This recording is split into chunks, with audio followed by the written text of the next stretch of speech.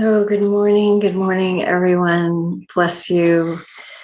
This is the time for our message, and I get this really beautiful play of life we are in this morning that is very moment to moment. And so I am enjoying the opportunity to be present with you in a whole new level of awareness and presence, as there are many things that feel like they're moving in space. And what's interesting, one of the most interesting things for me right this minute is that I have been thinking about the opportunity to serve this congregation. I've been thinking about service in general, and I've been thinking about what it is that makes the experience within me feel like a privilege. What is it that makes it feel like even more than an honor, but an actual deep privilege to serve in this place? And I had a lot of thoughts about that this morning that are finding their way back into the clear space of my creative presence right now. And as we are in this space together, I am knowing that my camera is focusing clearly and that we are sharing delightfully in this moment. And so from this thinking about the beauty of feeling the experience of privilege, that it's my privilege to serve, comes the sense of awe that I have shifted into a place where the privilege is because it is coming through as an expression of God, not anywhere as an expression of me. And so I have this great feeling of fullness as I move towards this experience of serving. And today, in this conversation with you, I was remembering this distinction that was made to me about service and how we can do service, and in sort of 4 or 5 different attitudes. And I'm saying all this from this place of me discovering it again. And so I wanted to share it with you because it's a really powerful thing. First of all, I read a book a long time ago called How Can We Help by Ram Dass, which is just a gorgeous book about service and about all of how we show up for service, and when it's really great and when it maybe falls short for us or for other people. And from that book, I've always been inspired to look at service as Dharma, to find out what that is. And in trying to find an explanation or a definition of Dharma, I was given one by a teacher who said to me, it's loving the world in the way you want to love the world. And I thought this was such a beautiful expression because, there are things in our lives that we can tolerate doing, but when we're doing the things that have an unending font of connection with the universe, we are so joyful doing them. We are so grateful to be touching our own unending, overarching, infinite power, that we're digging into the center of the earth and we're reaching up to the heights of the sky and we're saying, yes, bring this through me and let me have the privilege of being in this space. And that you letting me, allowing me to come and speak with you, to come and play with you, to nurture community, to be with you. This is the great privilege of ministry. The great privilege is that you give to me the willingness to play together.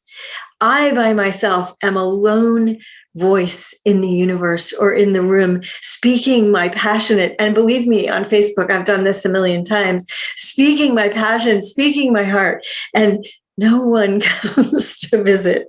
There's no energy. Now, I know I'm being fulfilled by the Spirit, so I love doing it, so I keep doing it. But when a group of people, when anyone is willing to hand their listening to me, to you, to us, we sometimes mistaken we're mistaken. Like as parents, we think we deserve their listening.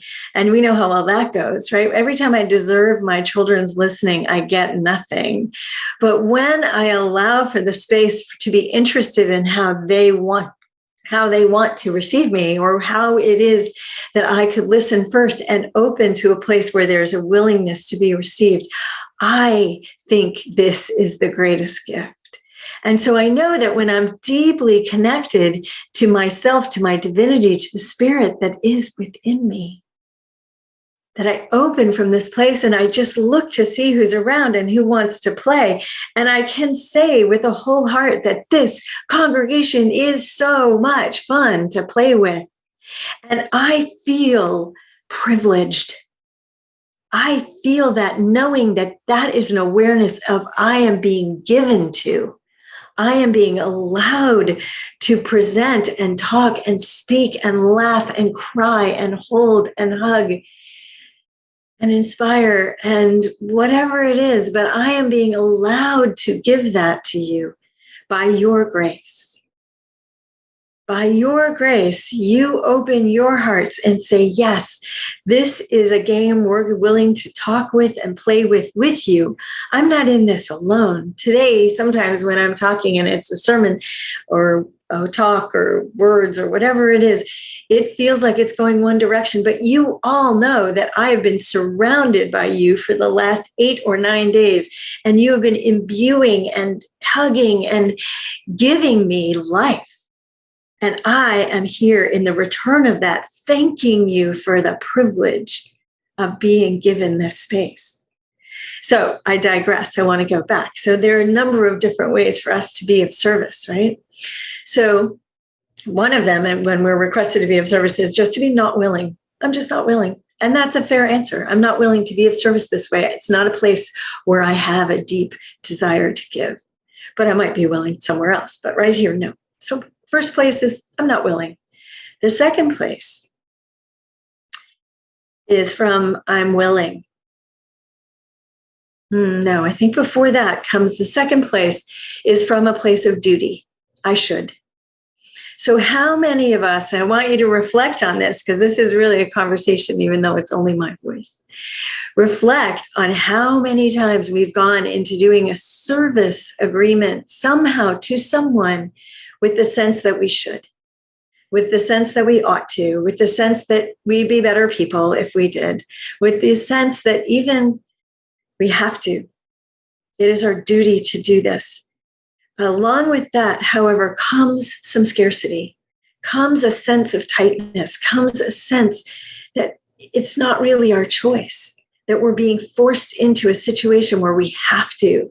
And I know as a child, and I'm sure many of us as children had these experiences where we were told the way to give was this way, and we ended up having to just do it, to just make everybody happy, because that was when we had, well, we thought we didn't have as much power as we probably did have. Watch a child have a temper tantrum, you will know how much power they have. So in that scenario, many of us thought we didn't have a lot of power. So we would just do it because we had to. It's my duty. And we teach this. We teach that we have duty and we must. There's a different sense when we have a sense of duty, when we have an ownership of our intrinsic feeling that like, this is mine to do. That could be interpreted as duty, but it's really not, because there's no should, there's no shame, there's no self-doubt, and it comes from an inner strength, right? There can be a way that duty comes from an inner have to that doesn't support us, really. We're remembering that when we're in service, when we're in loving, one without the other. Have you ever been confronted, ask yourself this, with professional warmth?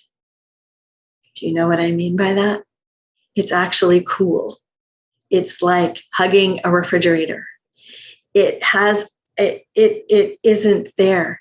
And the words are there. And the person is standing in front of you, but it's not there.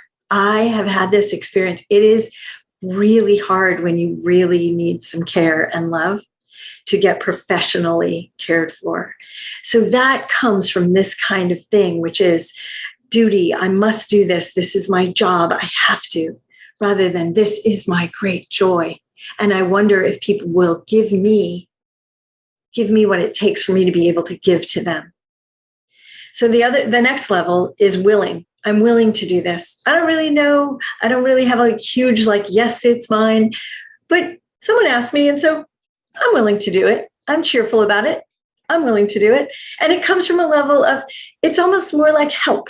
I'm willing to be of help. So if you're thinking of a big project and you need someone, say at a booth, you need someone to stand at a booth and help, then I'm willing. I'll come along for the ride. I'll be happy. I'll be sharing. I love this kind of help. I love willing help. And it really is the first stage where we're investing anything of ourselves, right?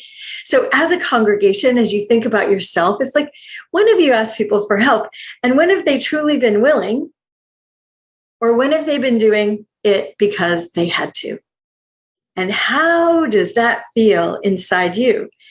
Have you ever had this feeling that you'd rather just be doing it alone than with someone who is not willing, but doing it because of duty? And then you're stuck because they're doing it that way. I just wonder how many of us have had these experiences and how many of us have been the experience. I'm going to claim every level. I'm going to claim that you're going to know that I've done every level of this experience because I was taught to do things that I didn't want to do because they were my duty. And in some ways, I don't know, maybe that makes sense sometimes. I don't know, because all of it is part of this grand scheme of the goddess and God that is coming through us, right? We're all learning something new all the time. So willing is actually a great gift. Yeah, I'm willing to help you. Yeah, I'm willing to lift up your box and carry it for you. Yeah, I'm willing. That's a nice thing. And now we breathe into this for a moment and we start thinking, if we take this deeper, how far can we go with this, that this actually starts to become us? That we actually get to step into service in a really deep and meaningful way, that we suddenly start to reap the effects, the benefits, the joy, the deliciousness from being of service. People who are doing service from have to do not know what we're talking about when we say joyful service. People who are doing service from willing are having lots of fun and friendships, and they may be missing that there's even a deeper way to go into this thing. So let's wonder, this next level is honor.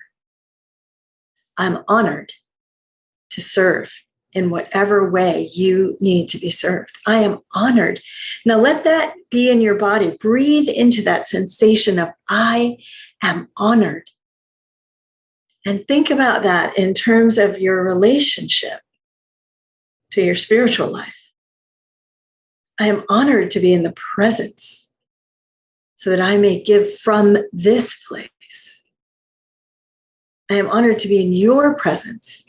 So our attention is still on the other person a little bit. I'm honored to help you. I'm honored to be asked. I feel a bit that there's the whole of me coming here, not just my help. The whole of me has been invited, and I'm feeling honored for being asked. I'm feeling honored and appreciated myself. I'm feeling included in the request. I am light. I am love. Whether I'm picking up a nail off the ground to make sure no child ever steps on it, or if I'm wrapping my arms around someone who just needs a moment of care, or if I'm running a 10K for making money for someone who needs just to know that I'm there for them. There is no difference between these things. Being asked to do these things for people is an honor. It is an absolute honor. And we wrap our arms around that kind of honor. And when we give from that place, this is where you begin to feel your Dharma awakening in you. I really feel passion inside me when I do this thing because it is me doing this thing. And then as we breathe even deeper, we start to wonder about privilege. How is it that I could be so privileged? Asking yourself this question. How could I be so privileged as to feel the awe and the wonder and the devotion of the fullness of spirit that I am, that you are asking me to serve from.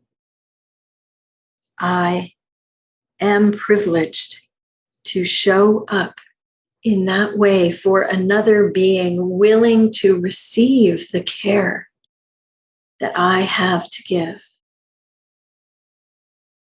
This is a holy exchange. This is a blessing of light.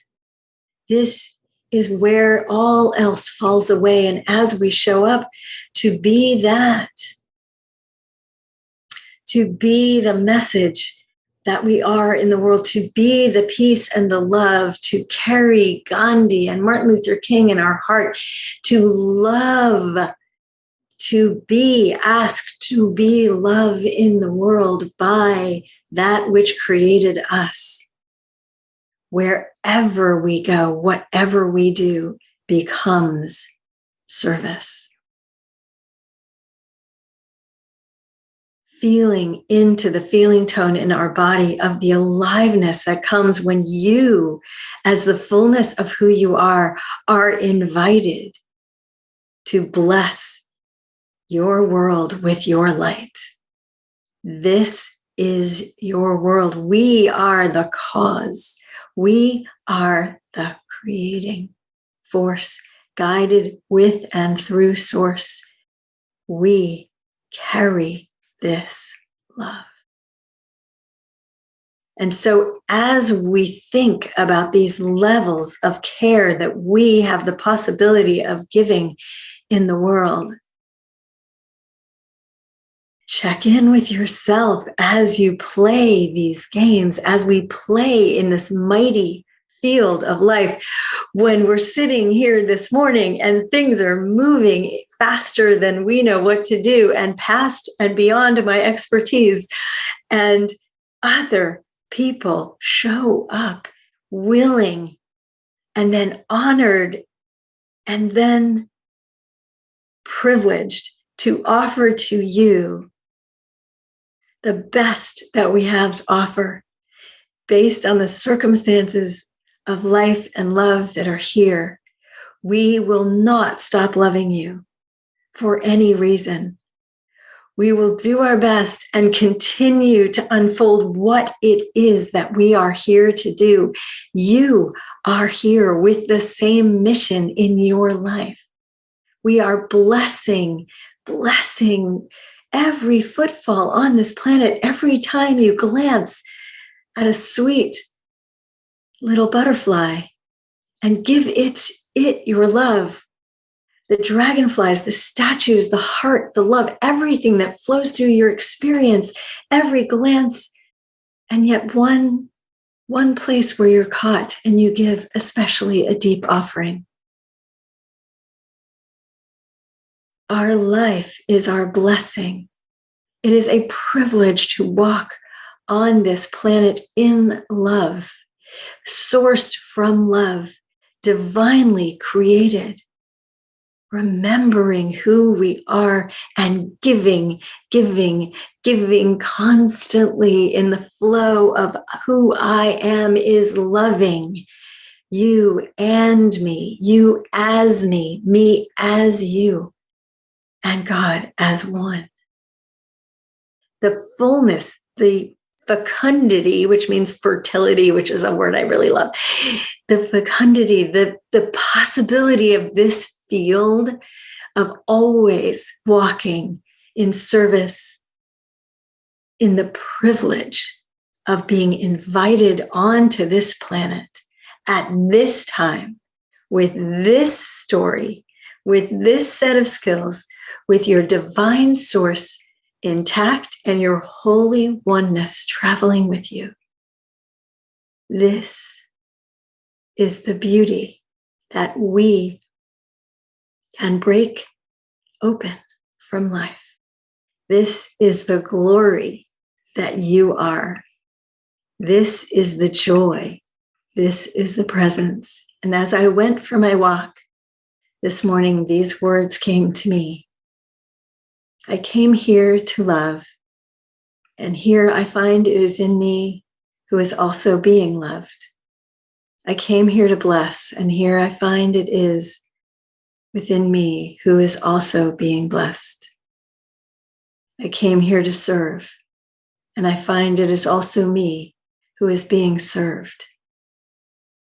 I came here to lead, and over, I find it is you who are also leading me. It is in loving each one of you that I am loving us all. It is in caring for each of you that my life is rich and full. And it is in my prayer with you that my prayer is given to eternity. And so I speak from this eternity today. I include myself in this journey. I know that I am the fulfillment in this moment of the divine loving.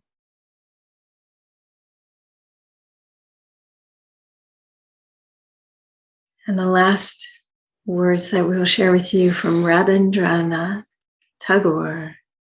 I slept and dreamt that life was joy. I awoke and saw that life was service. I acted, and behold, service was joy. And so it is. And so we go into prayer together right now in a congregational prayer where all prayers are included, and inviting you in this moment into this place where we recognize the holiness of this space that we are in right now, knowing that every particle, every wavelength, every bit of life is connected. And right here and right now, we are connected to this divine source that is the holiest of holies, the love of loves, the expansion of expansions, the life of life. It is simply all there is. Galaxies, solar systems, everything beyond our wildest dreams, all that we can imagine, and so much more is this love that holds us. And as we know ourselves to be a microcosm of this macrocosm, as we know ourselves to have every capacity, every strength, every love, every compassion, all of these and more. Beyond our wildest dreams, this unified intelligence, this one holy creativity flows through, in, and as us always. As we are the hologram of this great source, we express all of this through ourselves and our life. Loving this world, loving this experience, loving ourselves with joy. And so right here and now, we hold our prayers, the prayers of this congregation that have been delivered confidentially and carefully and held by all the practitioners and ministers this week, and all the prayers that are on your heart right now. Beyond space and time, they are all right here. Please acknowledge them within yourself.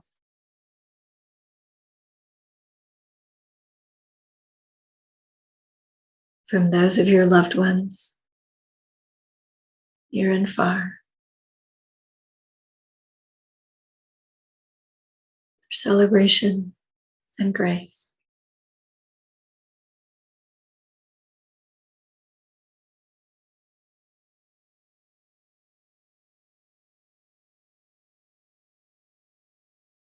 Acknowledging the temporary circumstances, and yet knowing in our hearts the vision and the realization of the truth of each and every one of us, the fullness of being, the holiness of holies, blessings of blessings, that we know within each and every one of us that the spiritual truth of our wholeness and our perfection, our divinity, our power, our grace, our strength, and love, that all is in divine perfection.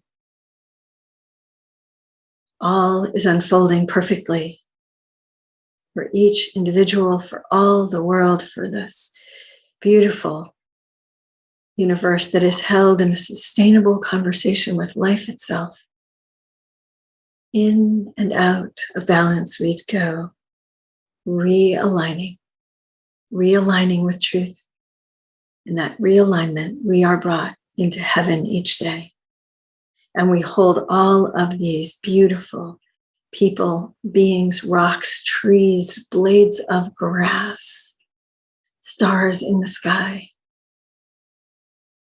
babies in our arms, babies in our bellies, and even the babies in the ground, having completed their journeys. We hold each and every one here today in this great blessing.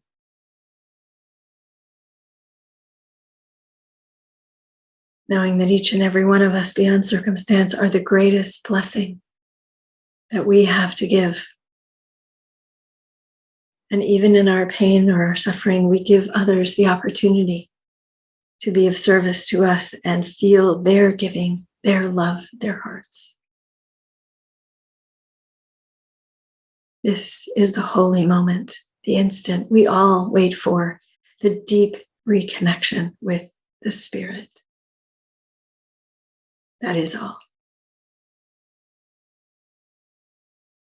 And we open in love with the deepest gratitude, knowing all of this, holding all of this, loving all of this. Of all suffering, there is only more and more love.